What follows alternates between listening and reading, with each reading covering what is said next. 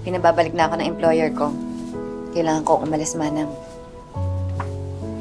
Ang tagal ka namin inintay. Tapos aalis ka rin pala. Paano si Javier? Yung anak niyo, si Sugar. Ang hirap, Manang. Malaki yung utang ni Javier. Gustuhin ko man na magstay pa dito ng mas matagal.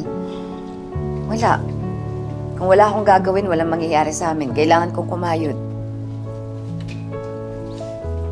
Bago ako bumalik, samahan mo ako kay Sugar, ha? Mas gusto ko talagang nasa iyo siya kaysa dun sa babaeng yun. Tulungan mo akong bawiin yung anak ko. Oo.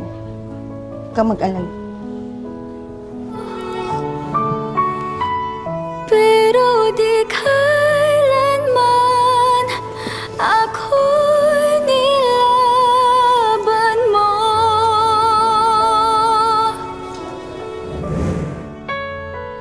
Muli ay hihinto. Love!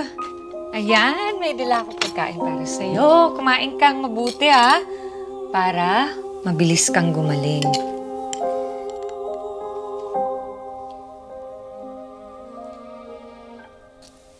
Nasaan si Raquel? Nasaan ang asawa ko? Javier, kumain ka na.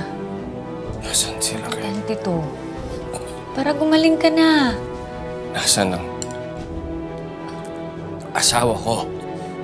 Javier, nakakapagsalita ka na.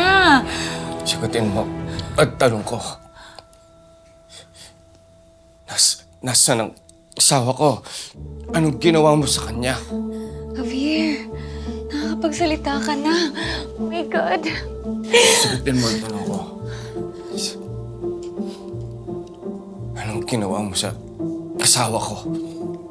Pinalayas ko siya. Wala siyang karapatan para tumungtong dito sa bahay na to.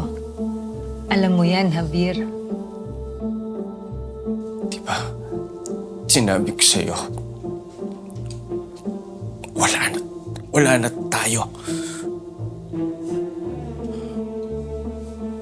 Hindi ko tinatanggap ang desisyon na yan.